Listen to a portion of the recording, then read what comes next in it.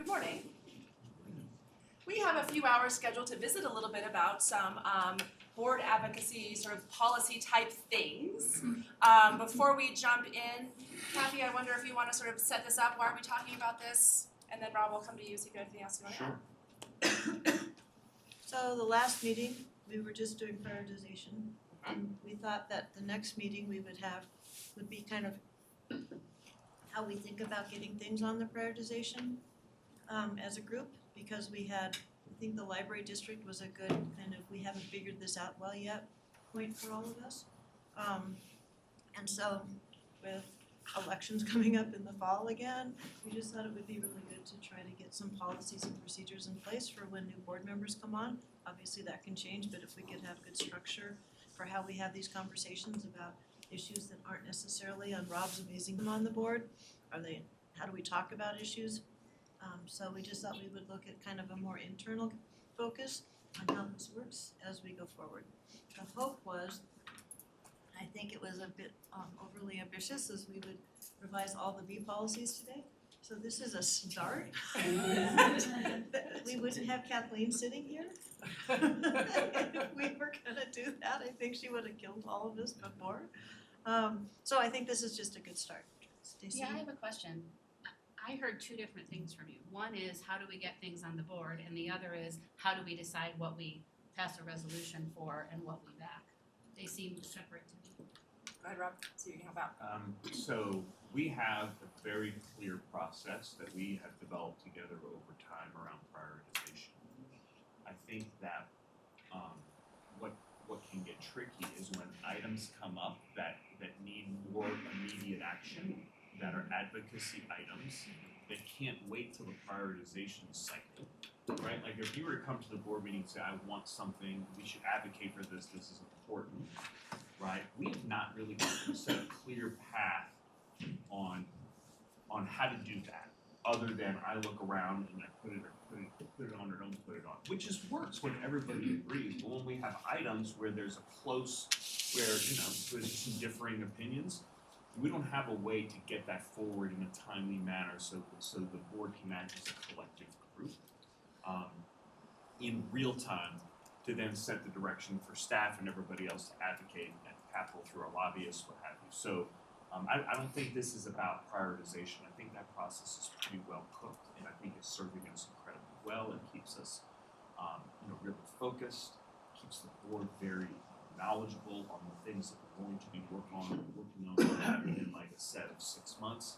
I think today, my hope for today is for the board to have a discussion on these advocacy items and to go a little bit deeper.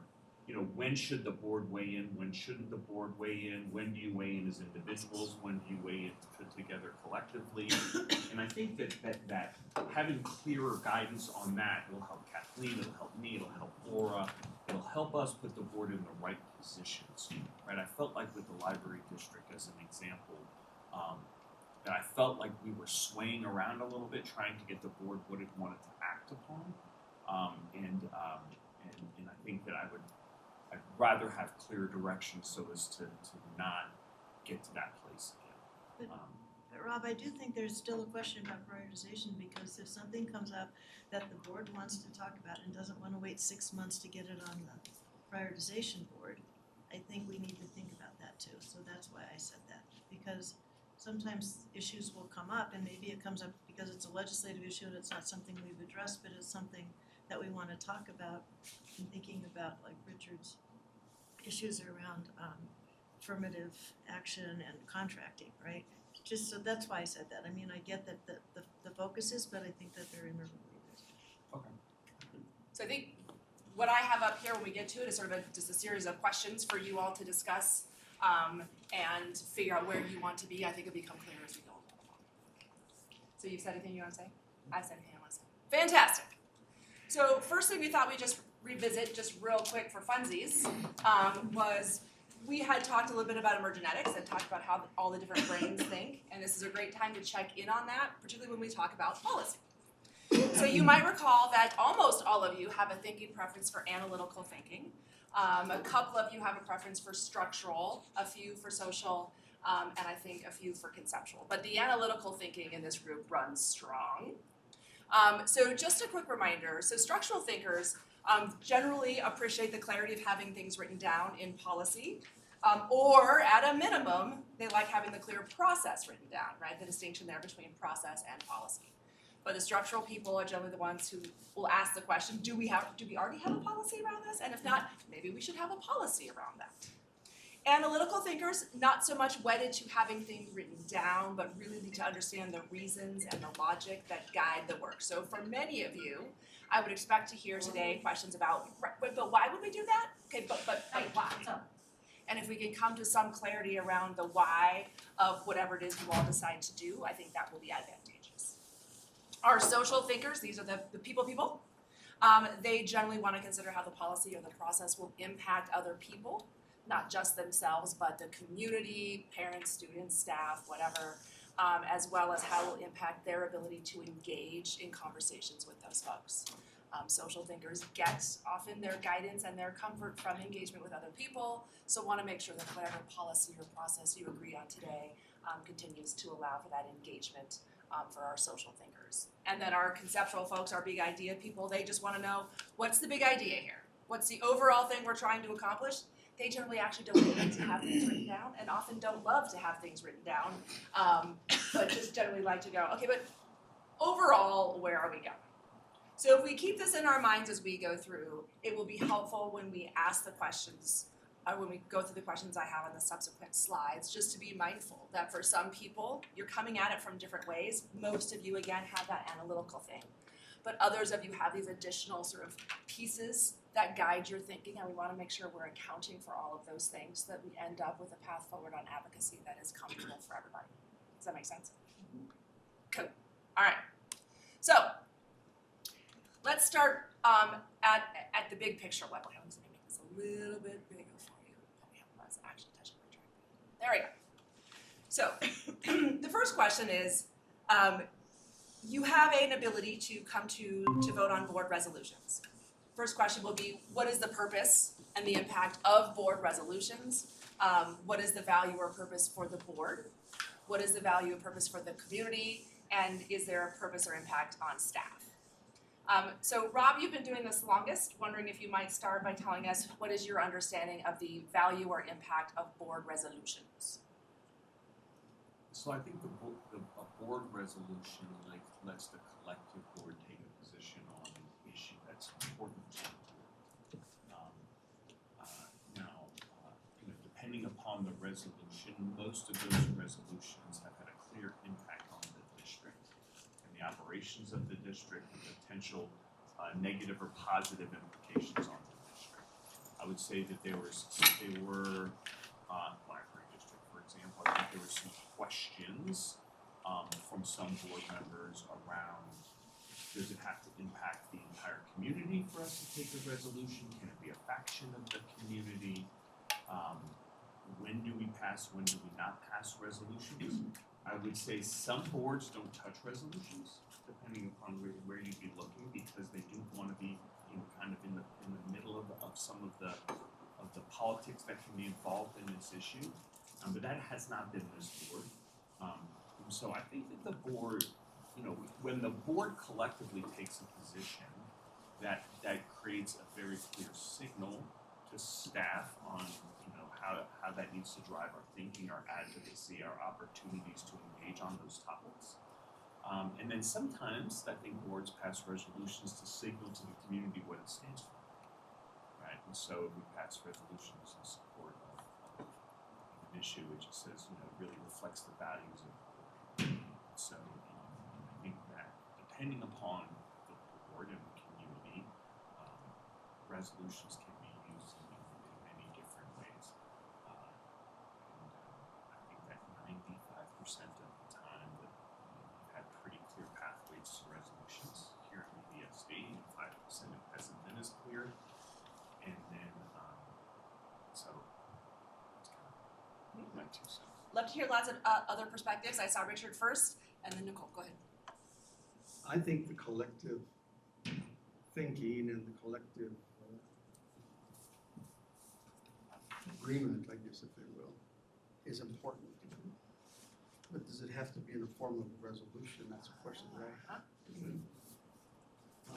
And what teeth does a resolution have? I know that there are boards that don't go via the resolution route because it doesn't really have any teeth. It's just something that the board is saying. But I think the collective thinking, and the collective agreement is really the thrust of what I'd like to see happen here now. Whether it's a resolution or another form, could be another form. So my question, I agree, it's our collective voice coming, really percolating to the surface. My question is, are these time bound? Is there a resolution graveyard? What happens to these once they're passed? I mean, they live in board docs, but what do we do with them other than if like an advocacy group that, or somebody in the legislature says, oh, BBSD passed a resolution in support of, and it's used for them, for what they're trying to work toward. What is it for us after, I hear Dr. Anderson saying that it can guide the work of the districts in some cases, but what, the longer term impact of beyond passing it, maybe somebody gets used, do they get revisited, do they expire, what happens to resolutions? I feel like they get buried in board docs, if they have value, how are we noting their value to the community more broadly? So I guess just some questions around if we use them, then what? So, several questions on the table. Stacy, you have comments or questions? Okay, go comments and then we'll see if we can get some answers to some of our questions. Yeah, my comment is kind of along with Richard about the teeth of it. I think if we just pass resolutions for everything, they lose their impact.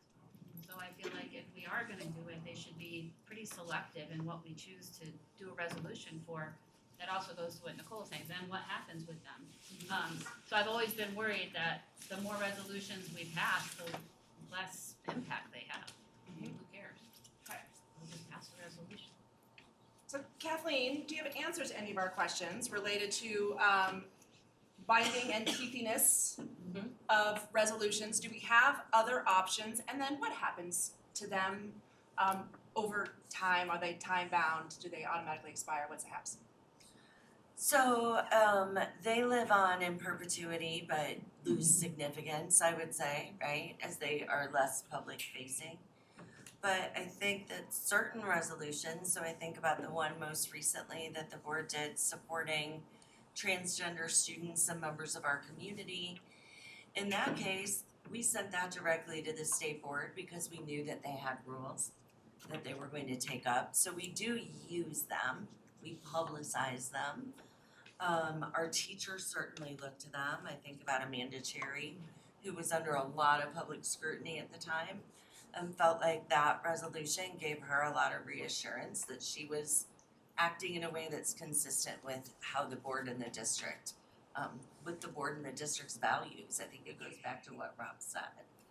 I do think that, and I bet I could research this and find an example, not very far south of us, where when the board radically changes election to election, they do withdraw some of them. I'm guessing that does happen, but here historically it hasn't been our practice.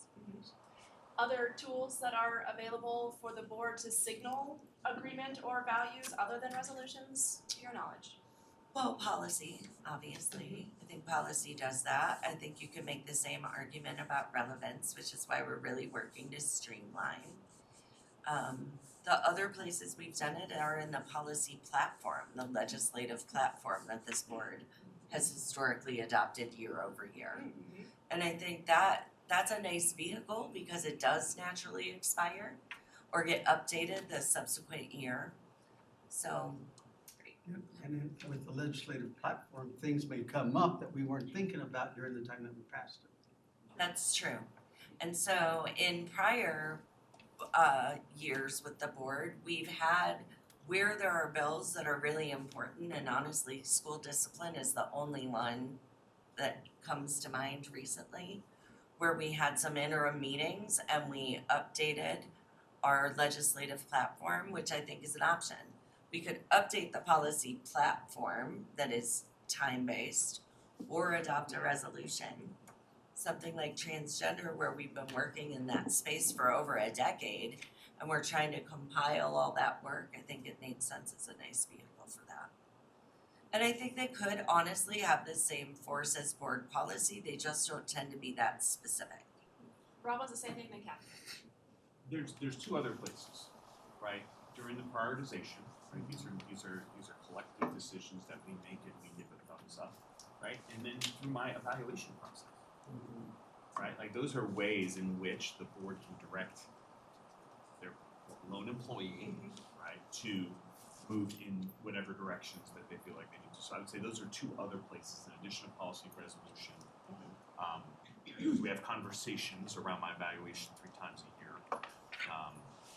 But it might not be as tough, but those kind of fall within that timing sequence that we're kind of pressing. But I just wanted to put that. Good morning, Lisa. You've probably figured out we're talking about the where to and why for of resolutions and all the things. So I see you. Go ahead, Kathy.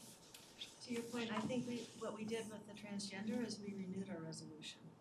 So boards can change. The other question I have is that maybe we need to have a special place on board docs. That's just resolutions, so you don't have to search through everything to figure out where they are. How hard is that to do? It's in the board docs library under resolutions, and they each go, it says resolutions to the board, and they're sorted by year. Yeah, so it's, board docs is Cumbersome. impossible. Is there a way to put it on the website, the resolutions? I can check. Yeah, I'm just thinking a place, so, cause you know, when you send somebody to board docs, I would say you have to really, really want it to find it. But you know what I mean? Cause it's, Yeah. you're used to going to BVSD and looking for the information that you want. So I'm just thinking if they mean that much to us to make a resolution, maybe we should figure out a way for the public to access. Do you see it in Nicole? Yeah, I don't know if we're gonna discuss this later, but I don't wanna lose it. I think it's important to discuss how a resolution request comes to us. Yep, we have it. Okay. If we don't get to it the way you want, holler at me. I was gonna add on, some school boards across the state, also on their website, have access to their legislative platform in a nice visually appealing, so they don't have to dig for that in board docs also. And then I have a question on the resolutions themselves, how much staff time or how long does it take to put the resolution, like when they come to us already done before we discuss it, how much staff time does that take ahead of? Is it require much or? Depends. Go ahead, Kathy. Well, I was just gonna say, sometimes like the resolution we got on Richard's daughter's bill, part of it I thought was okay and part of it I thought was factually questionable, so it's, even when they come prepackaged is my point, it can take staff time to figure it out.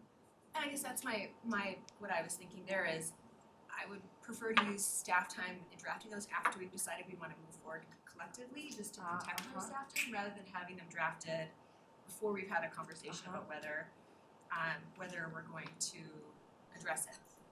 So we'll talk a little bit more about the process, but this is helpful to, do you all agree that generally you should first as a body either agree or disagree about a thing before we ask staff to start bringing you things, cause they're trying to guess what you might want? Lisa, similar thought or different? I'm not sure. I mean, it feels like clearly the conversations we have that are about an idea that has no solidity to it can be difficult to manage. I would be curious what Kathleen, who's often the one drafting these, thinks about whether it's more useful to have a general idea and then to draft, or whether to do, like, I think whatever you think staff would prefer seems good. What do you think? I see Kitty. I think I'm the staff, so just to make clear, and Dr. It's not this Averson, army of humans, obviously. it's just you. Right, I'm not, yeah. It really depends on the issue. Where someone else has a sample resolution that we're borrowing ideas from, it's easy. So honestly, the legislative ones that CASB used to do, I don't know if they still do, we'll see. I don't know, I can't think that I've had a resolution that I've had to write that's taken me more than probably a couple of hours. And a lot of that time is making sure that we've got relevant input and that it's factually accurate. Rob and then Kitty. And I would say that, Oh, and then Kitty. right, you know, what we're talking about here is timeliness of resolutions to have people that. And the longer you wait, right, the less maybe you might hit a deadline depending on what it is. Right? So I appreciate the not draft resolutions that the board's not interested in, right? Certainly, that makes a ton of sense, but then there's also this, that there's just this timeliness that we're trying to, these deadlines that we try to hit, and so it's, I think there's balance to it. Katie and then Yeah, I was thinking, I'm just getting over COVID, which is why I have a mask.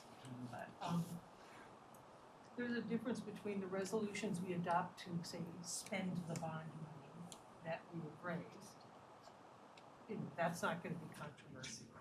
And ones that we are taking a position on something that's politically motivated.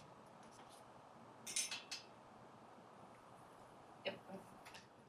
Agreed. I don't know if we've really answered that question. I think Richard brought it first, like the teethiness of a resolution. I feel like I agree and understand. Depends. So the resolution to move away from SROs, right, had timelines, had very specificity, it directed staff. Lots of teeth. Had we not done that, had I said, I don't wanna do that, right, that would have showed up in my evaluation, I'm sure. Right? So, just trying to think for future different boards, different staff, what have you, I think that it depends. Some resolutions have very sharp teeth. Some resolutions, depending on how it's drafted. Right? When the board uses a resolution to direct staff or to direct the superintendent in a public way, so the public knows that the board took this action, is asking the superintendent to act. Right? Those have a lot of teeth. When they're more philosophical, a position statement, then it's more of just a position, right, and an expression of values and beliefs, and it can be political. So there would be different categories of resolutions. Or there could be, right? We could say that we would only want them to be teethy or both. Unteethy. Nicole's so patient. You good? Yeah, okay, fantastic. So if you sort of bounce it around here, which is great, right? So there is value for the board. Some of it is giving direction and some of it is speaking to the community about values that you may share. Impact for the community is to understand the values and the direction of the board. There is potential impact on staff, which is bandwidth if they're doing things.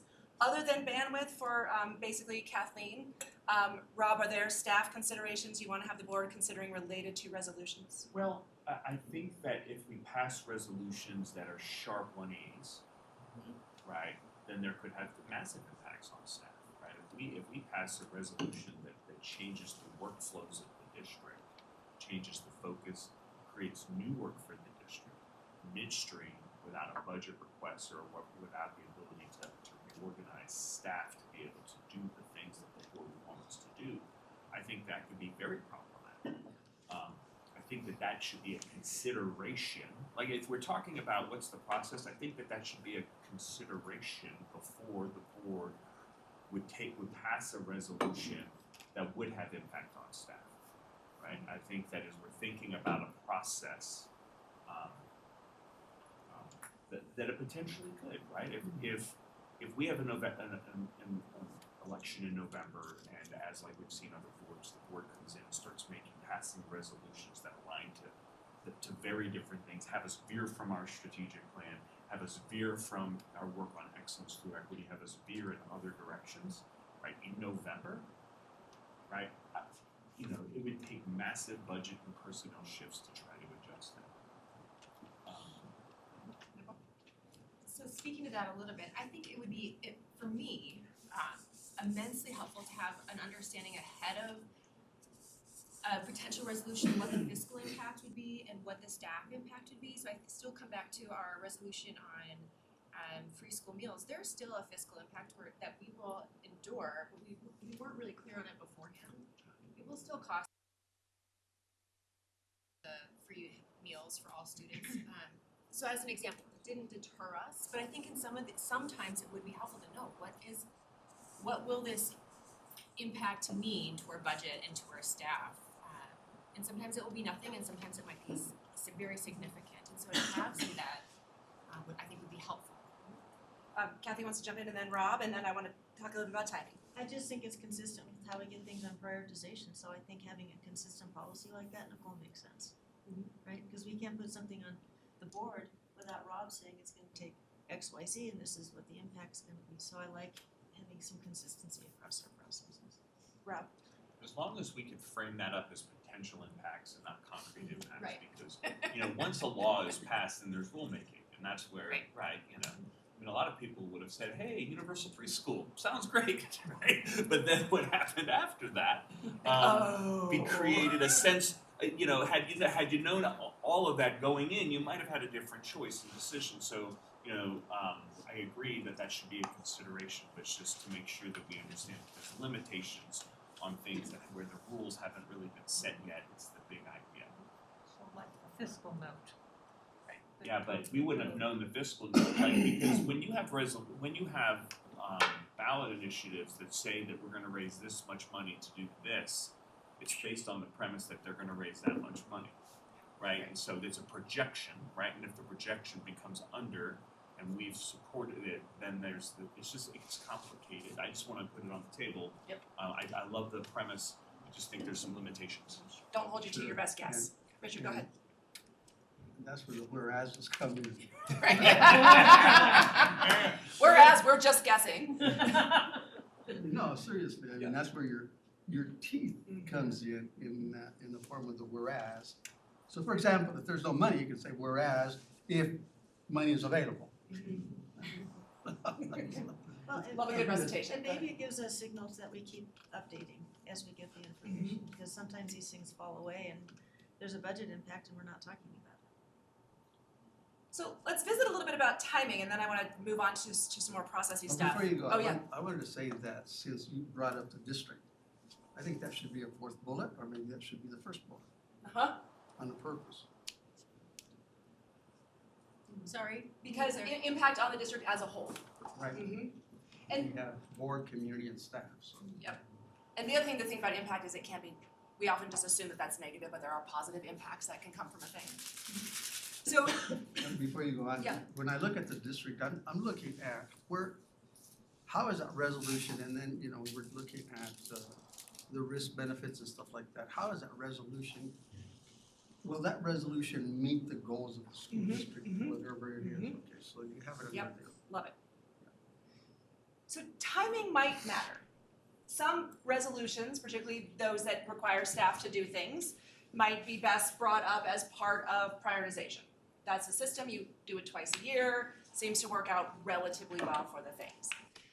You have a current legislative policy that allows for you to discuss things after the ballot is certified. So for things that are specifically related to the ballot, you have already an approach for that. But my question for you is, are there times when neither one of those existing processes will accommodate? Is there urgency where we need to have an opinion about this right now?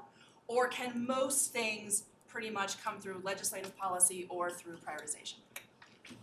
There are things that are gonna come up that we don't have considered through priority or prioritization or through legislative platform or whatever. And I'll take my daughter's thing, for example. And it was not her resolution, by the way, it was a resolution that was drafted by another source. But there was this bill that was being considered, and now it's off the table because of other reasons, that people were requesting resolutions from districts throughout the state of Colorado to support that bill. It just came up, and we didn't have any of that stuff planned. And the legislative calendar has some urgency around it. So in that case, there's maybe we need to have a plan for sort of one-off urgency type things. Are there other things like this that come up, or are they mostly related to statewide legislation? Kathy? So the question to Richard's situation, which is a great one, and it just kept getting postponed and postponed, is do we need to have a special board meeting? We only meet twice a month, does that meet, right? So we need to figure And out how do how we we decide? decide that urgency question. Okay. And urgency is often in the eye of the beholder. Well, the library district is another one. But for the legislature, they kept kicking it, so when we were trying to make it respond to when it was gonna be heard, it just was hard. Everyone loves chasing the legislative calendar.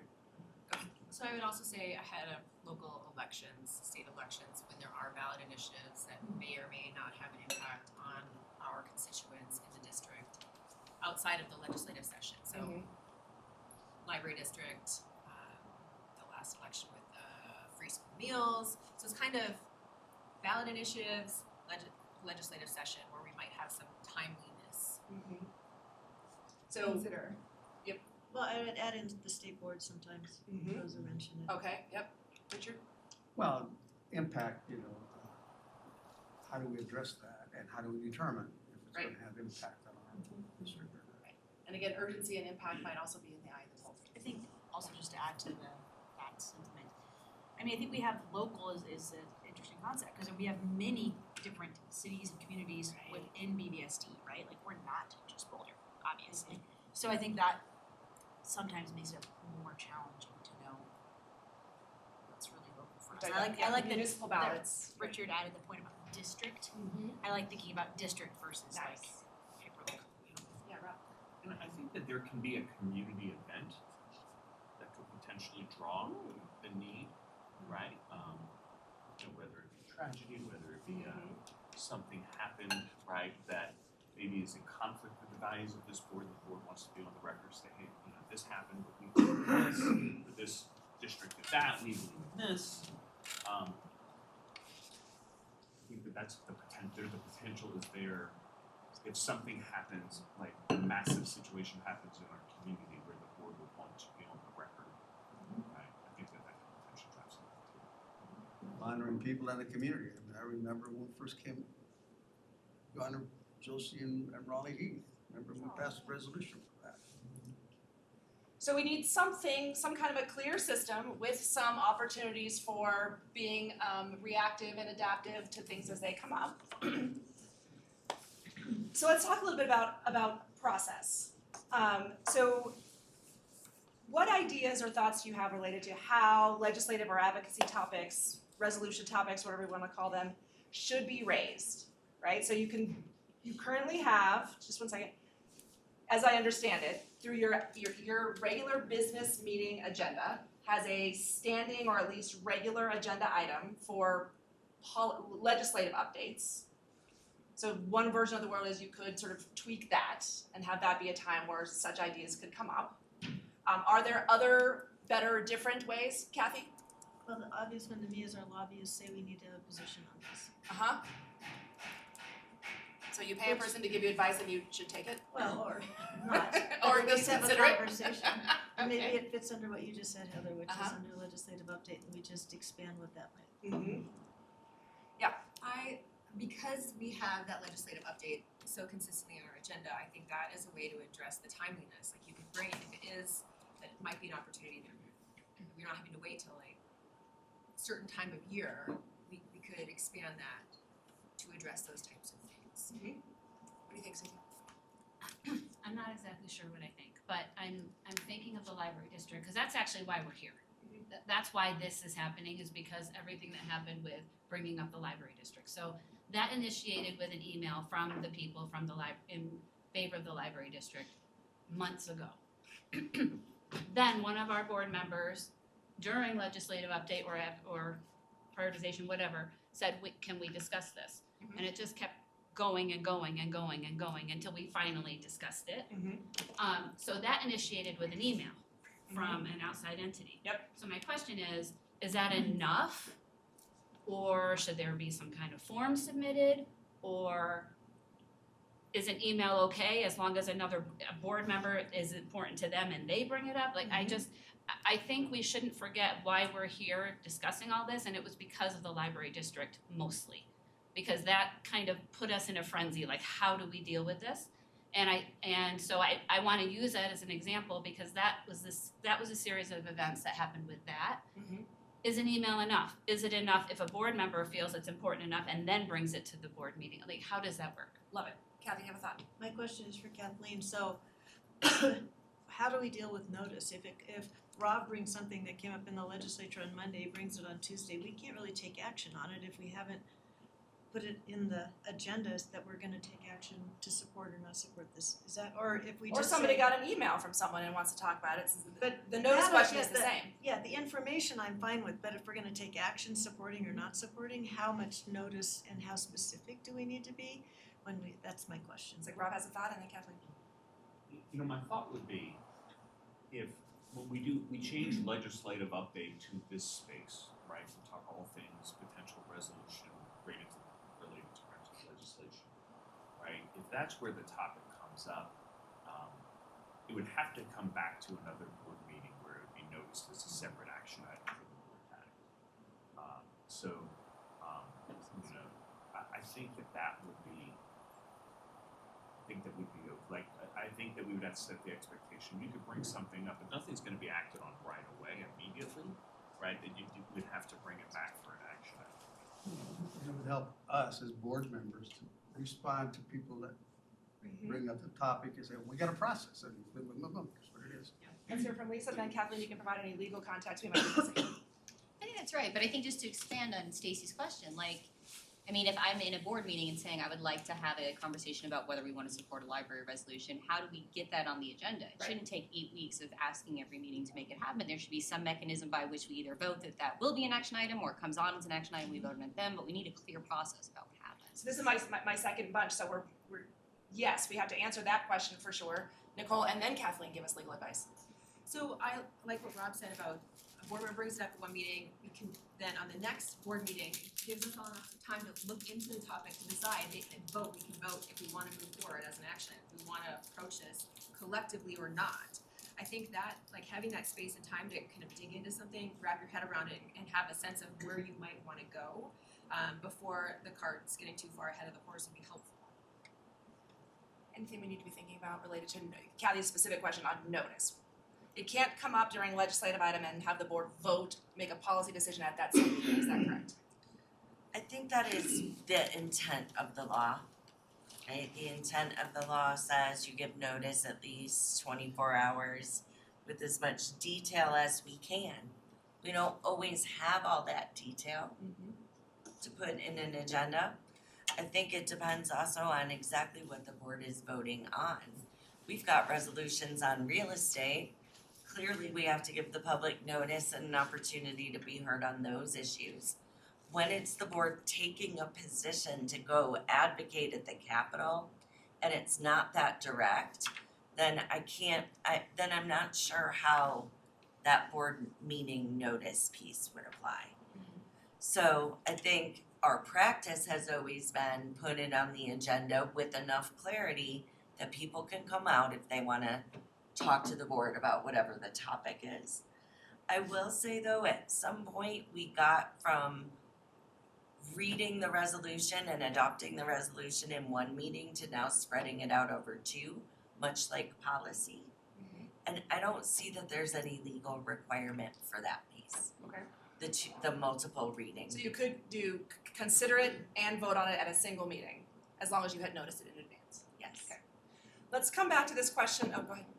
But so Nicole, that makes it, to Lisa's point, 3 meetings. One it's introduced, one we decide if we wanna take action on it, and a third meeting then we take action on it. I just think that delays it more than maybe we want to, I don't know, maybe. You have some more options, go ahead, Rob, and then I guess Lisa? the way that I would see the mechanics of this working, right, is, give Lisa's example, right, we have legislative update, a community member, this is how this works, a community member goes to one of you or multiple of you asking you to kind of weigh in on something. The way that I would look at that is that in that time, that a board member who wanted the board to take a position would make a motion, get a second, have a discussion, and have a vote. Right, I think that and then that would direct us to move forward or not move forward. Right, I think that if you say, oh, we might talk about this, we're gonna vote about it, then what you're going to do is you're going to create an environment within the next meeting with massive amounts of people, right, where you become this lightning rod of what you're gonna do or not going to do, that could be distracting. I think that the thing in the back of my mind is that all these things are important, but I don't want them to become the big thing, when the big thing is teaching and learning and students and outcomes in our strategic plan, and making sure that all kids get visual opinion. So, I think that there's a space for a motion, discussion, vote up or down and move forward. If it's timely, right? Or it could be staff bring us back some ideas and thoughts. I think there's multiple pathways.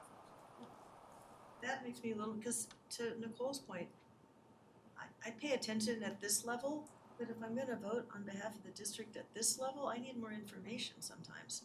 So maybe we vote that we want more information, I don't know, but I might not be comfortable saying we're gonna vote on a resolution in favor of this at the next meeting without that level of information. So lots of folks have thoughts, and then I wanna come back to Stacy's fundamental question, which is what do we do with email requests? Go ahead, Nicole, and then Lisa. So I guess like for me, it gets to that point of no surprises. Like I don't know how each of us are individually being advocated in the community. So if something drops, I'm not prepared. I don't really know how I feel. Like it feels like, oh, well, if it comes pre-baked, I was surprised when I saw that resolution come that Richard's daughter was a part of. That was a surprise. I'm like, oh, well, where did that come from? And we have this sort of underlying rule of no surprises. So I think with having like a discussion at our board meeting preempts that a little bit. And I don't know, like the timeliness, how to work through that, but there are some things that might take more thought and consideration, just understanding how do you balance that? Not necessarily one way or the other, but just trying to hold those two. Lisa. Yeah, I agree with everything Rob was saying. That feels right to me. I mean, if we're talking about taking a vote on whether or not to talk about a resolution in 2 to 4 weeks, depending on our meeting schedule, that gives 2 to 4 weeks to investigate whatever the topic is, which I think is plenty of time for board members to start diving in. I would assume that at that first meeting there would be some level of conversation where people would be presenting basic reasons for or against something to give some groundwork. We would do what we usually do, which is have conversations with one another, with community members, with staff about this idea in the intervening time. And I think there's a good chance that when we do have that resolution come back the next time, that we still would be looking at an additional session afterwards, because it's very common for us to want to make changes and tweak a resolution prior to finalizing it, right? So if we're doing a vote on whether or not to bring a resolution, discuss the resolution and make tweaks to it, bring it back and finally vote on it, which tends to be the pattern. We're already at 3 meetings, which is anywhere between 6, 8 weeks.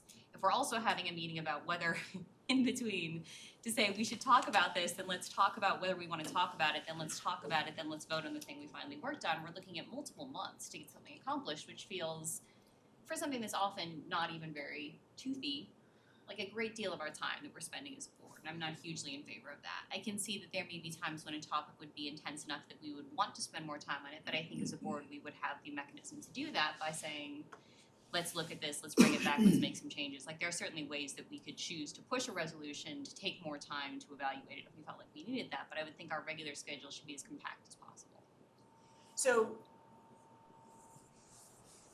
it seems like a way this could work would be during this standing legislative / potential policy resolution agenda item, which you would have to tweak the name in some creative way that Kathleen will figure out. Someone could say, I would like for us to consider a resolution on insert policy here. It could be because I got an email, it could be because I know someone who's introduced legislation, it could be because, I woke up and had a thought, whatever, right? Visit a little bit about what the thing is, and then you could vote in that moment. Do we want to have staff bring us a resolution on this to consider at the next meeting? If a majority of you are even interested in seeing you're not agreeing to the content of it, but like, I would be interested in talking about that, yes. Then you would, through that vote, be giving staff direction. Kathleen might have some clarifying questions, like, okay, I'm gonna bring you a resolution that roughly looks like this, these kinds of ideas, or maybe I bring 2 options or whatever, you would figure that out. You vote yes, then at your next meeting, that becomes on the agenda for an actual discussion, where you would have information in the packet, as much perhaps as staff could give you based on what they would know at that moment. And then you could have an actual conversation at the next business meeting. With an action item, right? We would be voting on accepting that resolution or not. At meeting number 2. Presumably, I that's a great question. Kathy? As long as staff understands that they are free to tell us pros and cons. Yes, Right? presumably. Because we rely on that a lot, so I would wanna make sure that even though we think it's the greatest idea since sliced bread, staff's like, wait, right? But they understand that's what we expect of them, that they're not going against us, that we want that information. Right. Rob? I think the thing that makes me nervous about this is that I think that there should be a collective, agreed upon set of criteria when something's brought forward. Only because, not this board, future boards, people we don't know yet, right?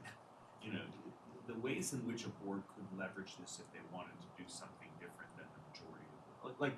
Like there's ways that this could be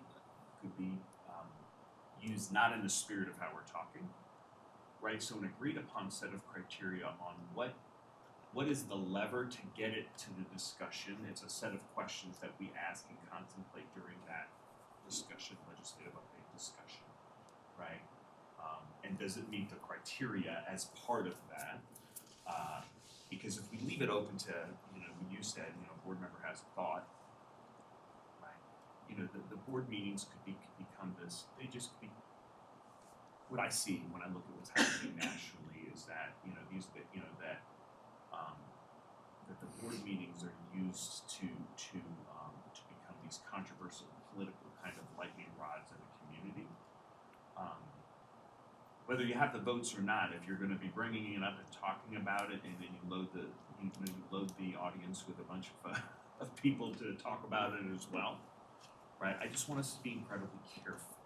Like the problem, I think we're trying to solve a very right problem. I don't want to cause other problems by trying to solve this problem.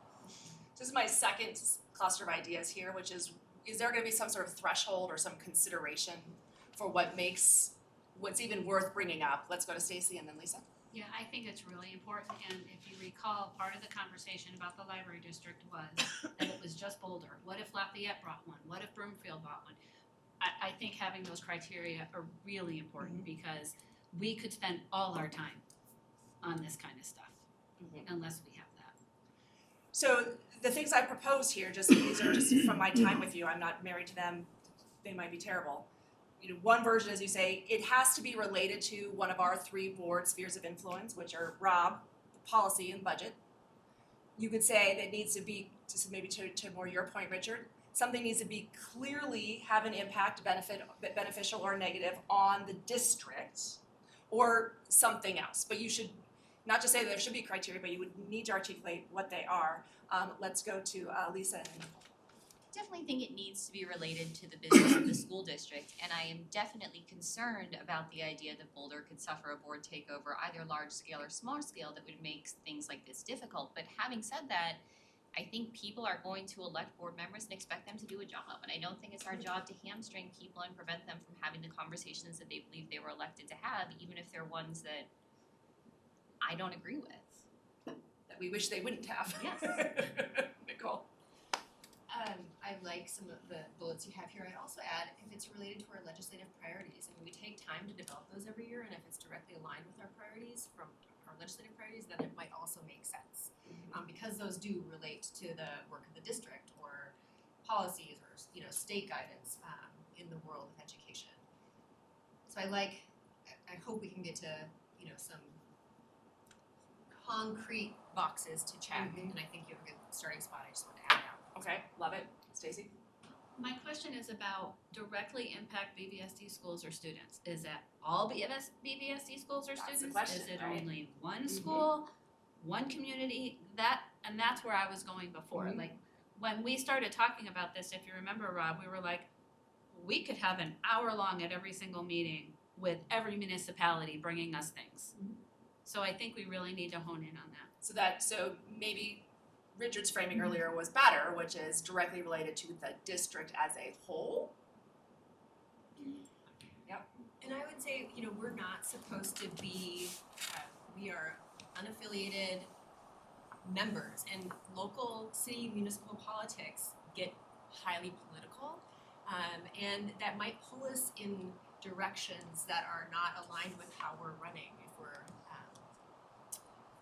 we might just get closer to or farther away from that aspect of our role in representing everybody and not being politically motivated if we take on these municipal issues. I just I'm gonna let Kitty jump in because she's been real quiet, and then we'll go to Beth. Excuse me. When we're looking at topics need to directly impact schools or students, and do we mean everybody or do we mean a small community? I can think of an example. I can hardly imagine it happening here, but where some town adopted an anti-trans policy or ordinance or whatever that would clearly only directly affect the students that went to school in that community, but would have a larger effect on the surrounding community, the district as a whole. Like I said, that's not something I would ever expect to see here, but you never know. So yeah, I think that I liked what you said, Heather, about having those 3 things be sort of the criteria Rob, or budget, or strategic plan. To me, the strategic plan does certainly encompass the whole district. And then we're not getting into this is a Lafayette issue. Then it says, yeah, this is strategic plan, this is our entire district. As a way to define district. Does that make sense? And I think we have several like ideas on the table that we could run through as examples. I think Kitty's example is a great one. I think the library one is a great one. I see Lisa, and then I saw Nicole, and then Kathy. I agree with Kitty. I mean, that's right. I was going to say something very similar. I don't think we want to tie our hands to say it has to be about the business of the entire district for us to have a conversation. And I think that's what this entire process is about. That if every city is bringing every possible thing to the board, I don't really anticipate that eventuality. But if it were the case, we would still be making decisions as board members, using our judgment to exercise which of these things we wanted to consider, and then having a vote in that same day about whether we wanted to move it forward. Unless I don't see a situation where this board is compelled to have endless conversations about topics that don't interest it by any stretch of the imagination. And I do think, again, that the role of a board member is to bring topics that they believe the community cares about, to have those conversations. If there are multiple cities bringing up all kinds of nonsense, make a resolution in our sewer system, why in the world would anybody bring that to the table? And why would 4 of us vote to support it? We'll have the conversations about things that people are passionate about. It doesn't matter if it's district-wide or if it's part of one city putting together a rule that affects one of our schools and that will have hugely negative effects potentially on the students there. It's our job to weigh in on anything that we think is important to the business of our district. I was gonna say, in that example, it does actually, you would maybe the resolution be in support of our transgender students across the entire district and transgender students in all of our schools. And so we wanna do whatever we could to support those. So there's some arguments you could flip and say they really do relate to the entire district. And I think that might be part of the craft and part of our job is how does it, like it might feel like a hyper-focal in Kitty's example, but really it's protecting the rights of all of our students in all of our schools similarly or, And that was my point. you know, so That could have, even though it only applies in this geographic area, the impact is much larger. but the resolution could be written in a way that like we, it's not just targeted to one locality, it's for all of our, The board wants to affirm. correct. Kathy. I don't read those as exclusive, bullet 1 and bullet 2. So for Kitty, we have a policy on transgender. So we could have a resolution because it impacts one of our policies. To Lisa's example, maybe a sewer would be a huge budget impact because all the sewers under the schools, right? So I mean, exactly, but I'm just saying, we don't know what it thinks. no, but my point is that if we remember policy, budget, and superintendent, it keeps us in our lane and addresses these one-offs, I think. And it would at least be a screen for you to discuss, where you could say, okay, we want to talk about library district. Great, someone walk me through these things, where does it fit for us to even discuss? It would be a gateway into the conversation. Sewers, same thing. Well, that could affect budget because sewer problems tend to be expensive and generally awful. So some version of this, so if, again, we need to help Kathleen if we're gonna bring back some sort of set of guidelines, is it some version of my first 2 bullets, and then I heard sort of the added one was legislative policy, or legislative platform, which maybe is also part of policy? So. The strategic plan falls under policy, or does it fall under Rob? Rob? If you wanna say something needs to either be related to superintendent's job, budget, policy, does strategic plan fall under one of those, or does it need to be named separately to make sure that we consider? Because that's the other place something like the trans thing would fall, right? Because you have equity. But I that's would his leave, job. I think that falls under me. Under you, okay. His job is to implement that. And not all superintendents have one. Right, And they all I change. true. Yeah. So, and then is it important to add the legislative platform, or is that broadly construed under policy as well? Well, it is a different kind of policy. So we're talking about our. That's district policy.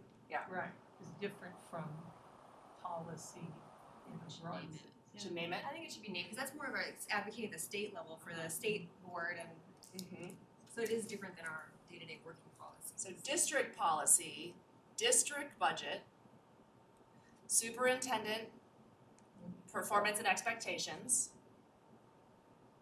and then state board or state legislative, I just say Well, legislative legislative platform. just legislative platform, We okay, can address right, both there. that's broad enough, okay.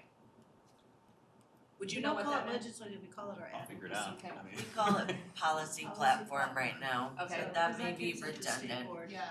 Okay, right? I'd say board policy as opposed to district policy. Yeah. so we can, and again, we'll talk again now for, in the next slide, for, this needs to be in policy or what have you, but generally, the idea is during this legislative policy agenda item, someone could have an idea, you would bring it. You would say, I'd like for us to talk about insert topic here. I think it relates to one of our 4 categories, board policy, budget, superintendent, or legislative platform in this way. Discuss for a minute, and then Kathy's job as the board chair, right? Hold a vote, say, okay, how many of us think that we should have a conversation about this at our next meeting? A majority says yes. Now I come back to Beth's question. Is that for action? On the next meeting. Lisa, what do you think? So we've got board policy, budget, superintendent. I mean, is there something about just our students and community? Like, I'm a little confused for Katie's example, like where that would fall into these things. That doesn't feel like, I mean, maybe policy because we have a, Policy for that, yeah. maybe we have a resolution there, but maybe there are other unanticipated topics that are similar where we feel like there's something happening in our schools and our communities where we wanna weigh in. We don't already have a resolution that weighs in on it. I'm not sure I understand what policy means, what it covers and what it doesn't in this context. Great question. You had a suggestion? No, I think that one relates to our policy on affirming, transgender rights, LGBTQ plus rights. But if something comes up that we haven't already affirmed, how do we talk about it? Well, Kathy? to your point, Lisa, you can say, I wanna talk about this, I think it's important, it does not fit these, but here's why it's important, and then we decide as a board if we're gonna vote. I mean, so I don't think it's, if you don't fit this category, you're out of luck. Well, that because- sounds good to me. I just thought that we were saying that we could only do these categories, so I'm feeling confused. think Like, it's how a is what you're screening describing tool. different than this? Screening tool guidelines to give us a structure. A place to start, right. But I think it impacts our students and it's Yeah. actually not in any of these things and that's actually the reason we must talk about So it. we would address it the same way. We I would would just think be noting at the outset that it didn't fall under an official category. And I wonder what the purpose of the What the official categories are. categories fully is. I feel like you could make an argument that, I mean, most of the things, you could make an argument that it would fit in one of those, but I mean, these are really broad buckets we're talking about. Our legislative priorities, that's like a 2-pager. Our policies, we've got lots of them, and our budget is not small. I think you could find a way to make an argument for most things that it really does fit into one of those. So then the question is having the list useful at all? Yes. Okay, you make the case for yes, and then I want to come back to Lisa. We needed some kind of structure, but every structure has an asterisk at the bottom. But I think it shows that we are trying to stay in our lane, that we are trying to analyze these issues appropriately to our lane, but we're also flexible enough if something comes our way that's brought to a board member's attention that's really important, that we'll absolutely discuss it. Mhm. But I think it's important, I agree with you, that we have policies that cover all of our students, our employees, our superintendent, our view on how we treat everybody. I think it might actually be, I was just thinking as I was listening to Nicole, it would make me go take a dive into my policy again before I brought something up, which is not a bad thing. And that's, Sorry, Lisa's gonna jump in and then go.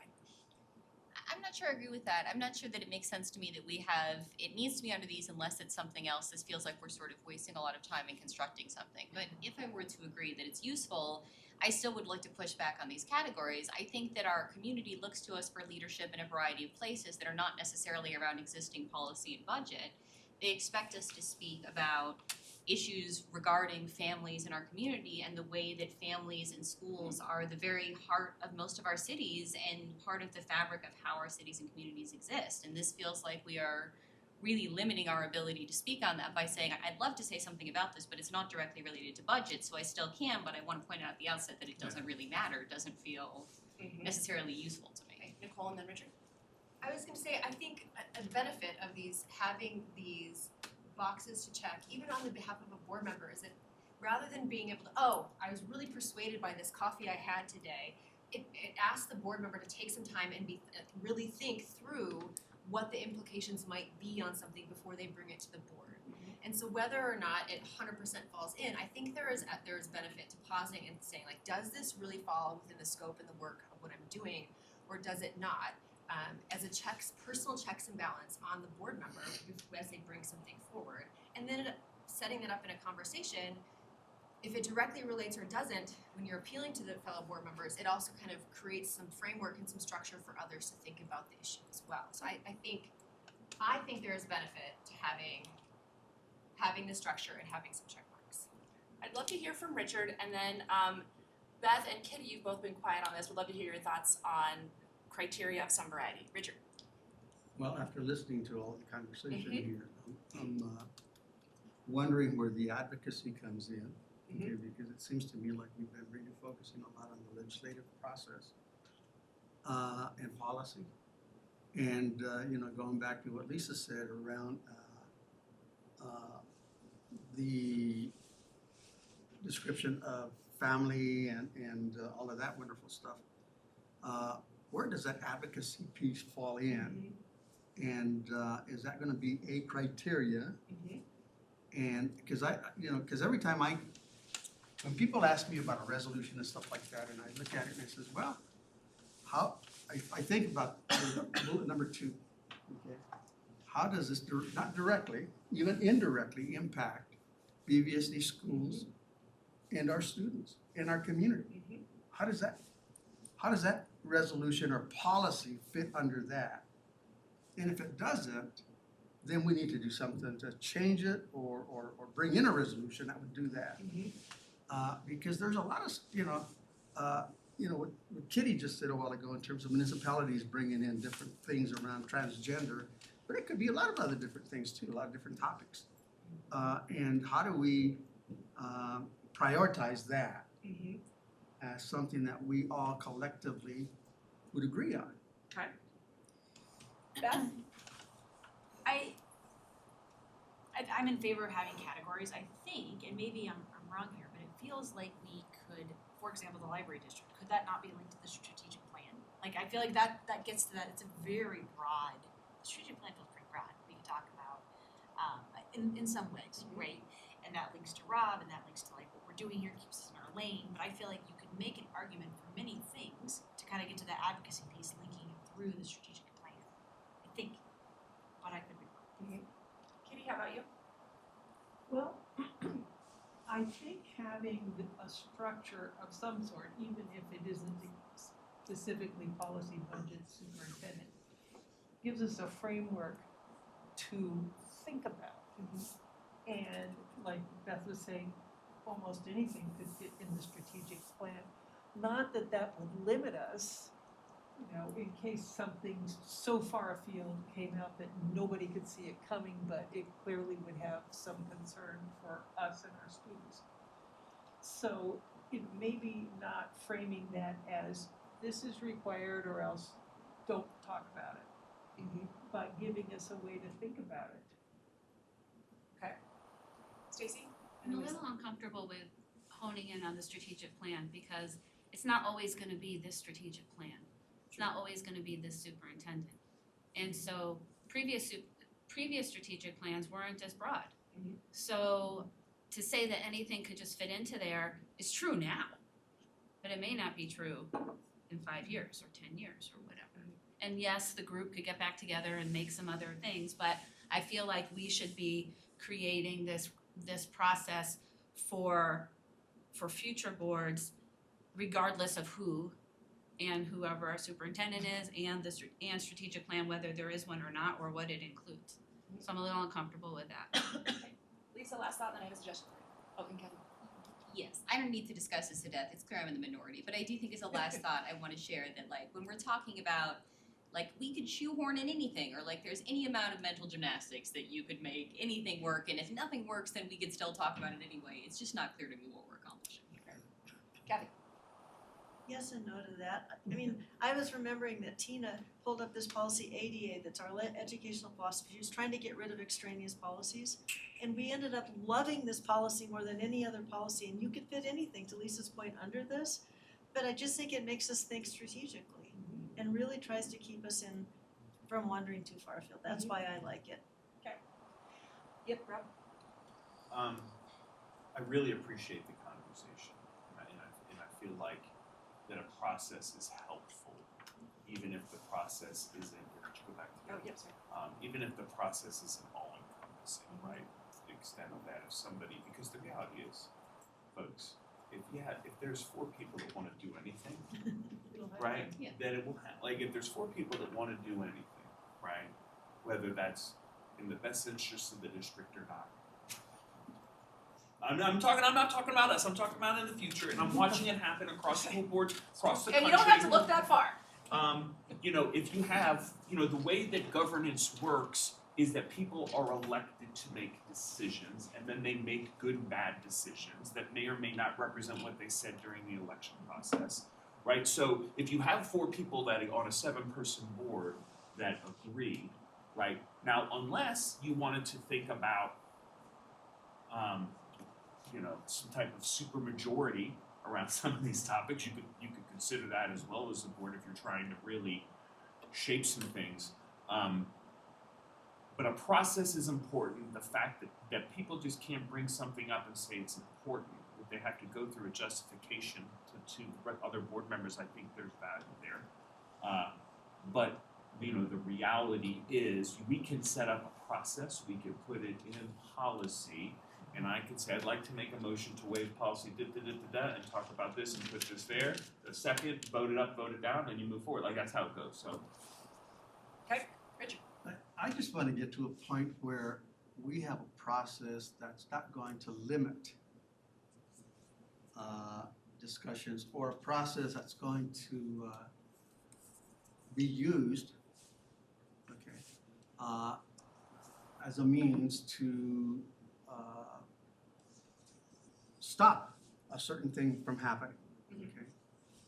Because I've seen that happen, the 4-member majority stuff. I don't agree with that at all whatsoever, but that's what it is. And I can see where processes can be manipulated, okay? And it could be either way, 100%. Minority can manipulate a process as well as majority. But it's usually the majority manipulating more than the minority, so. But I don't want us to put us in a place where if I bring up a resolution and it doesn't fit into one of these particular categories and things stop, And I'm not agreeing that that's the vision. I think that you could write the policy so that it doesn't allow for that. Because it still seems to me that you could have a thought, an idea that doesn't clearly align with one of these 3, and you would say, oh no, I've reviewed the policies and we don't have one about this, and actually that's why I think this is important. And then you'd say, I'd like to make a motion that we discuss this at the next meeting and ask staff to bring us a thing. You just have to convince other people to vote with you. The majority threshold will always be the threshold for sure, but I didn't hear that this was intending to rule anything out. But Nicole, what did you think? And then Kathy. And I just want to clarify, because to that point, when we say 3, it's like that first bullet lists 3 things, but we're also saying, asking people to reflect on whether it impacts our schools and our students, or are we not, or does that get removed? I think we should include it. I hear that is helpful for folks. So it's like the first bullet that has 3 things, plus maybe legislative platform, plus impacts our students in schools, which then it really. Right, because then it can be families, Lisa's point of things that impact families in the district, even though it's not things happening in the school. That gives you a little bit more latitude. And then I think you might be hard pressed to come up with something that you all should be talking about that doesn't fit in one of those now. That's basically 6 buckets: policy, budget, superintendent, legislative platform, schools, or students. So then I think Lisa raises a good question, which is, what's the point if anything is ruled in? But what I hear is the point is making you explain to us how it fits to frame the conversation, to give us a place to start. Let's go to Kitty and then Lisa, and then we have some more stuff to discuss. Yeah, so 2 things.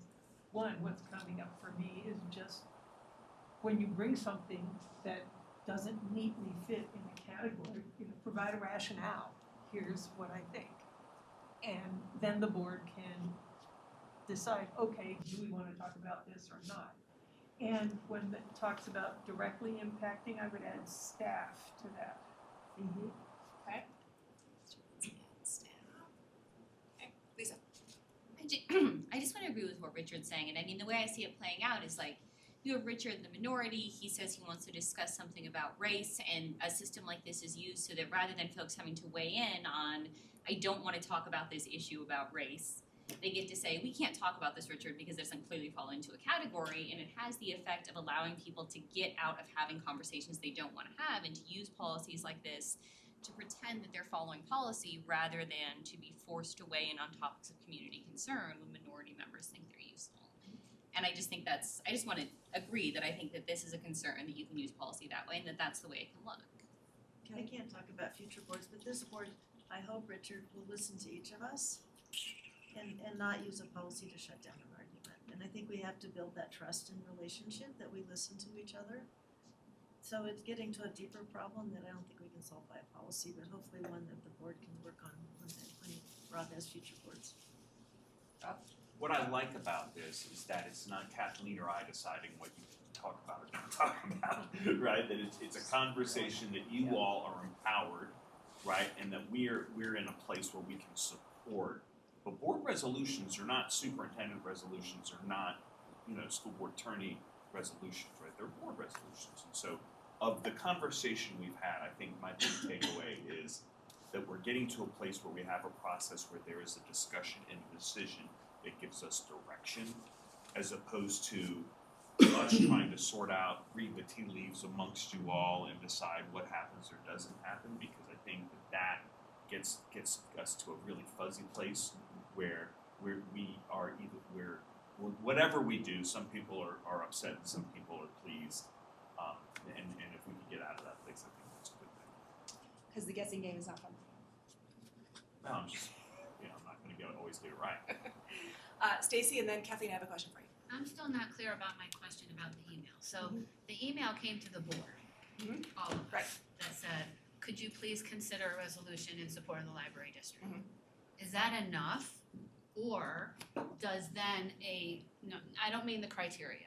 Does that mean then that a board member needs to bring it up Yes. at a meeting? Yes. Okay, that's what I'm Yep. trying to figure out. Right. Thank you. So nothing automatically Okay. shows up here under what we've described. You would need to say, hey, I know we all got this cool email, I'll be the one just to say, shall we talk about Okay, this? thank you. My question for you, Kathleen, is there a way to write this so that it says, board members may bring new topics during this agenda item, and should be prepared to describe to their colleagues how, if at all, it aligns with current all the buckets, current district policy, budget, superintendent, schools, students, or staff, or some version of this is not intended to be a threshold that if you don't meet it, we don't discuss it, but it is guidance and a framework for the conversation. Surely there's a way to write it so that it makes it clear that you're not doing what Richard and Lisa have identified. There's a way to write that, right? Sure. Okay. Then we need a different heading for what that's gonna be. Yes, we need to call that something else. Other than legislative update. And again, I don't know that you need to wordsmith that right now, I assume No, but I Kathleen just can, think- legislative in things, policy stuff, you can lawyer that up, right, Kathleen? Yeah. Okay. Or is that, sorry, Yeah, go ahead. so then it gets back to like, some of it might be agenda setting, if it's not really related to a legislative issue, then it's agenda setting. And again, how are we using the agenda setting bucket? Right. Because some of it is gonna be clearly legislative related and some of it's just like like I'm advocating for my RFI or something or another, and that's agenda setting. And board, so Do you feel like that's part of the conversation, that you have an idea, and then you say that I think that this is urgent and needs resolution, or it belongs in agenda setting? You know what I love about Rob is when he puts his hand up and I'm still talking, he starts to move his hand closer to my face. He's like, how about you stop talking now? I will protect our agenda setting process, and if if board members wanna speak to these things, I'll make a suggestion around what should be agenda setting and what should fall in here. Not because I don't want to stop your good ideas from moving forward, but it's my job as your employee to know and understand what our team can and can't do. The only reason we get so many things done, right, is because we have clarity, we prioritize, we discuss, and we move forward. And I would put up the amount of stuff that we get done more in 6 months than most places get done in 2 years, right? Because we've really protected, right, the ways in which we direct staff clearly, right? You know, so when I sit down with our team and our cabinet team, I say, these are the things, they don't have to worry about what's the next thing. When I talk to my superintendent colleagues, all they do is, many of them in places where they don't have clarity around the work, either nothing happens or they're chasing their tail, right? Like, because, you know, you never want to commit to anything because you don't know what's going to come up in the next 2 weeks, right? So the agenda setting is, I think, a critical component to our success in delivering the strategic plan. It's critical to our success in improving outcomes. And I appreciate Nicole's worry that if we create a broad topic of let's talk about agenda setting every, what comes next every meeting, what would happen is we would just reduce our efficiency, reduce our focus and direction, and without those things, you can't get to the big things we're trying to do. I'm confused on that one. Let's say We for do that anyway, don't we? At every board meeting, we. No, but so clear, that's what I was getting at, like is also a clarifying point for this, that what we're kind of blocking, or like, is it the timeliness aspect? Because some of these resolutions may not feel timely, and then they start to feel more like an agenda item rather than like so as we're framing that up, like, if we get really broad, what goes where and who's being responsible for deciding that? So maybe there's the additional screen here is urgency and help us understand why it can't wait until agenda setting. Yeah. Yes, ma'am. Legislative works from January to May. It doesn't work in the fall, so that's what I was thinking is, do we just have a separate agenda item listed for the fall, which is ballot measures? Or do we want something that we don't have to change? That's more what I was thinking. And it seems like you should, whatever you name the thing, you should name it so that it is very focused and doesn't become and here's some other stuff I would like staff to be working on item, right? So it really is advocacy, policy, legislative, policy, advocacy, and resolutions or something, right? And then bonus points if there aren't any, because staff's already on all the things and you've already addressed the pressing issues in the community, super cool. But name it that so it's not, and also I would really like to talk about, whatever. Legislative, yeah, even the policy gets slippery because some of our policies are long-standing, but like legislative or advocacy, They could be two separate things. We can have one that's August to November and one that's January to May. I don't care. I just think they're separate because we're addressing separate things. So we are starting to talk about this as if it is a policy. So first I just want to ask that question. We sort of come up with a rough process that we'll need to write down. The question is it writing down a process that it becomes part of board guidelines, or is it policy? So let's stop there. I'm hearing you're gravitating toward policy, but I want to check that that is true. Nicole? could it be part of our agenda setting policy? I mean, or is it, do we want a new policy or we embed it? We'll talk about where to put it in a minute, but are you inclined toward policy as opposed to just sort of a process? I mean, our B policies represent how we are supposed to behave and act as a board. Right. Our duties, our roles, our expectations. And so if there's a place that we're gonna codify this, our B policies is where it really should go. And that sets the example for future planning.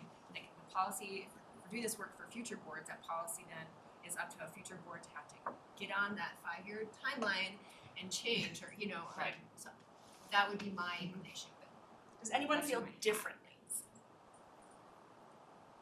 Okay, so go ahead. I'll reserve that until I see the policy. I'm not saying to agree with the policy for sure, but conceptually belongs in a policy. So then, what policy? It seems like B policies are the correct category of things. As I understand it from our previous prioritization discussions, B policy updates are already on the to-do list and on the fancy board, is that right? So then there's a way that this could just sort of jump into that stream that's already underway on B policy updates? I don't know if I'm asking Kathleen or Rob. You know that first slide that you put on, the very, very first slide? Yep. Where it talks about analytical or structural or whatever? Yeah. It seems to me like we've been thinking on the two levels in terms of structural thinkers and analytical thinkers as I'm hearing the conversations here. And then maybe a little bit about conceptual thinkers, but we're forgetting that social thinker aspect of it, where we're talking about people, community, et cetera. And I wanna make sure that whatever policy is put in place, that is not left out. Mhm. And I'm thinking that it should be part of that advocacy aspect of it, as opposed to legislative. So that's there are a couple ways to come out the social component, Richard. One would be ensuring, and I think we've already done that in our list, of that we're thinking about the impacts to students and staff, so that's one way. And the other way is ensuring that board members have the opportunity to talk to people about things that matter to them. Okay, And so- let me bring an example. Yeah, go. That is concrete, okay? Let's go back to Lafayette. Okay. At Alicia Sanchez Elementary School, Mhm. you have Arapahoe. Mhm. And then you have all the mobile home parks there. Okay. Okay. But let's say, for example, that the community at Alicia Sanchez Mobile Home Park community wanted to put a street light, or wanted us to advocate for a street light on Arapahoe. Mhm. And they brought that to us. Mhm. Because it does benefit the Sanchez Elementary School students and possibly Angela. Yep, I can see that. Where would we be sitting at in terms of a conversation like that around policy, Mhm. around advocacy, et cetera? Would it fall in under all of the stuff that we've been talking Mhm. about, all, you know, I feel like this for door an is hour and a half? Yep, I feel like this door is open enough that you might say, so I'm not sure if everybody else read that email, but I got an email from this community, they'd like us to consider support for a stoplight at the blah blah thing at this intersection. And I think that is 100% something we should talk about. It's important because it impacts the safety of our students who are crossing Arapahoe. Would like for us to have a resolution about that, and then you discuss for a minute and then you would vote, and if folks are, a majority say that, then yes, and then you'd put on the next board meeting as an action item, and then you discuss it at that time.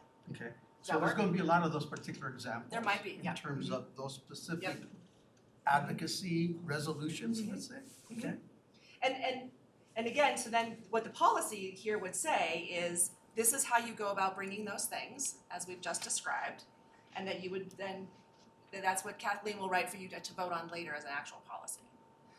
So- What the board decides on a case-by-case basis on these issues is, of course, So a TBD. structural thinker may think, well, let's see, that's a city responsibility, not a school board responsibility. So why are we talking about this? So, to your example, Richard, we ask our one employee to ask his employee to get back to us, and I'm guessing Rob Price will say, yeah, we're on it, or we can't do it for these reasons, and we get a feedback on it, and Rob would explain to us what was going on. But I like the idea of, that's how we function, that's how we find out what's going on in Lafayette, is for you to bring it forward, so I love that part of it. Or in the The community. resolution Right. is open, because we don't know what all the underlying issues are around this stuff, like, that's where Rob comes in. You know, I think that the balance that this board and future boards will have to navigate is navigating into the political waters of passing resolutions to pressure other municipalities to make decisions, because they could do the same thing.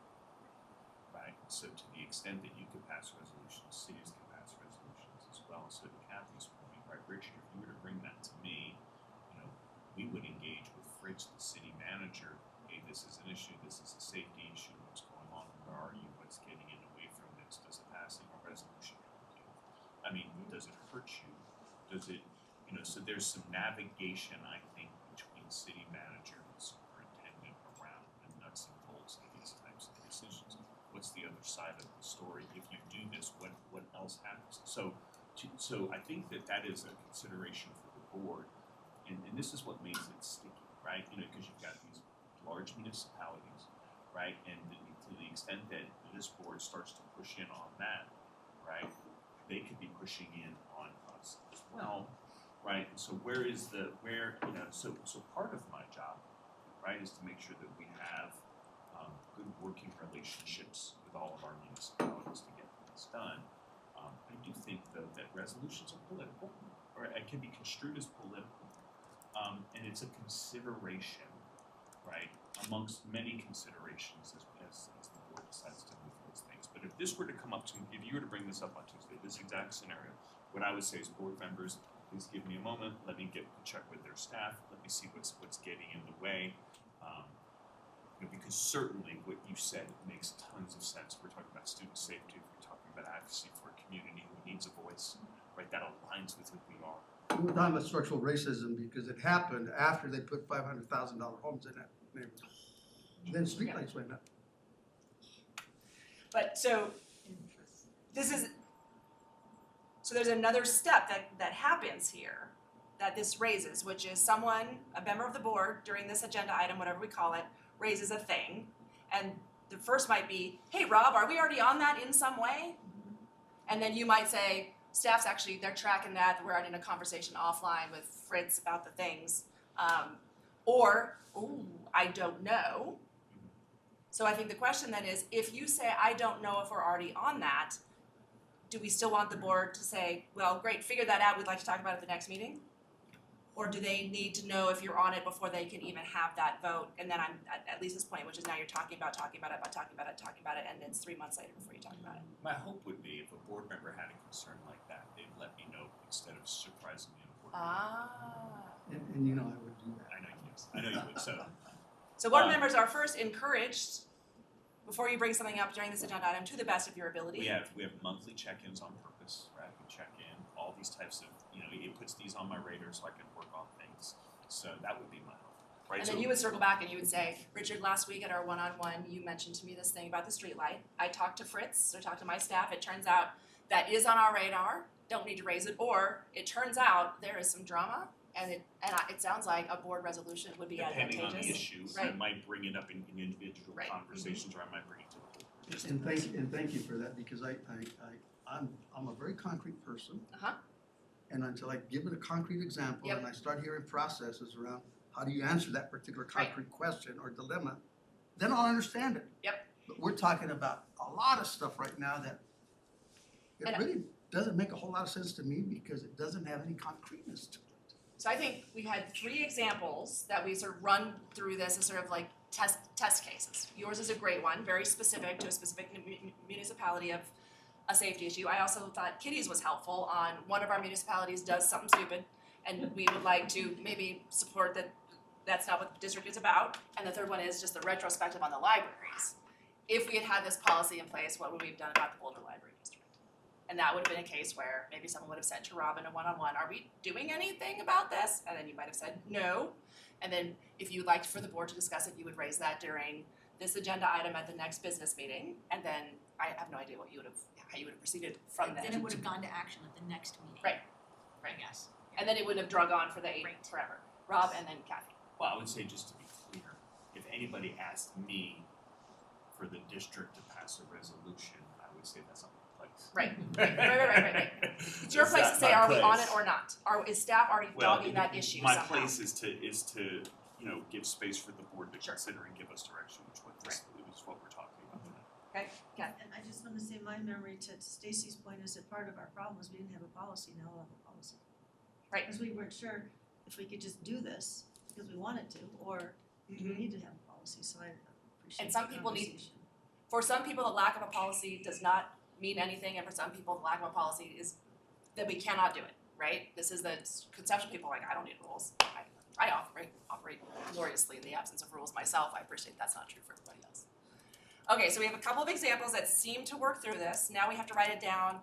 To Richard's point, I don't know what I think about this policy until I see it written down. So yes, it can join the already scheduled B policy updates that is underway. Kathleen, this does sound like a Kathleen drafting of something. Can you give us a sense of when in our schedule, when in your schedule, when can the board expect to see a draft? I think that we need to kind of sit Yeah, down and no, Kathleen not and off I the are top of gonna my need head, to- I we're gonna can't, need to but once process. Soonish. we look at the board, we Because can. it's on the board somewhere. So you'll start drafting, you'll bring it back to the board at the time that is appropriate based on the board and your bandwidth. And then the board will discuss and I think have a glorious I think conversation our at that time. goal is to land this before the end of the semester. For the end of the First, you need a semester. timeframe, land this before the end of the semester. Let Kathleen and I think about it. Okay. The to-dos is that we have to create a new title, right? And then develop through an existing policy or new policy, the guidelines that define what the intention of the board is to happen during that time. Right, that gives some specifics but lots of space, and then it just defines that. Can I ask that part of, particularly if it's a new policy, it also frames up some of our first questions about what is the purpose of a resolution, and so we're clear that maybe not everything is a resolution, but some things are, to make that a little bit clearer. And I also just wanna say, I feel uncomfortable about like this word ever being really politicized and used as a weapon in that way, so I really hope that our boards continue to not become a tool for the left or the right.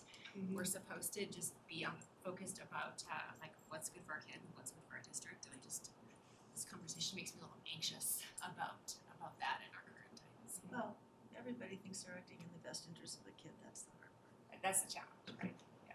Is for some people that's a really tight thing, and for some people that's pretty broad. But at least now you have a way to say, I'm gonna try to convince at least 3 other members of this board that what the thing I wanna talk about fits in that bucket. And then you'll either be successful or not, depending on what the issue Then I is. gotta figure if you're left or right. All right, so Rob and Kathleen, you're going to work on this. The board can expect something by the end of the semester, before the end of the semester. Board members, you will then have a further conversation about the specific policy at that time. And then in the meantime, we'll hope that none of these things come up and wing it if they do. That was my. We have a semi-process for during the legislature, if something comes up and we need to have a special meeting to talk about it, we do. Okay, so for now, but in this gap period between current condition and future policy being passed, you would sort of do this during the legislative policy update that you already have, because you already have a system for that. We have it. We wrote this into our policy platform when we updated it this year. Okay. We tweaked that language to try and be clear about some of this in what the board adopted in October. So that will answer the legislative process. What about the advocacy process? I think, in my mind, honestly, this is a baby policy. This is a platform that you adopted. It does include specific language that says any board member may request that the board consider action on an issue by resolution or inclusion in the platform. But I'm thinking in the meantime. That's That already is the the- policy. that is right, That's our existing policy. So in the meantime, you're basically gonna do what we just described, it just won't be codified. And I As think- specifically as we've codified it today. Right, and there definitely are some nuances that the board's discussed today that we'll wanna capture to flesh this out, for sure. But if one of these such items comes up in the intervening period, you would raise it during that legislative agenda item. It will just be oddly labeled potentially, depending on what you're talking about. Because it's a legislative item, otherwise it goes to agenda set. Okay. Sound okay? All right. Kathy, is there anything else you wanted us to discuss on this topic at this time? Oh, I appreciated the conversation. Rob, is there anything else you wanted us to discuss on this topic at this time? I thought this was really great. Anybody else? Last thoughts, considerations before we break? Excellent. I will just tell you a funny thing. I've been saying for years that the city of Boulder is the highest performing organization that I ever work with, and I work with state, federal, and local agencies in multiple states. This school district also, like, just super, super efficient. I love working with Rob and your people, and because you guys hire good folks and give good direction. So thanks for letting me be part of your cool stuff. I like this. All right, in that case, Kathy, I think we can officially adjourn. Is there anything else? It's something, and this is not for the good of the order or for anything we've been doing, but it's something that is terrifying me right now, and that is the assault on trans people. The states that are now passing laws preventing trans people from even getting medical care. And I know that's not something we can do anything about, but I'm just really, really worried about it and what it might mean for our country. That's it. On that happy note. All right. You want to officially call it? Okay. All right, I think we're adjourned. Thank you all very much. So. You bet.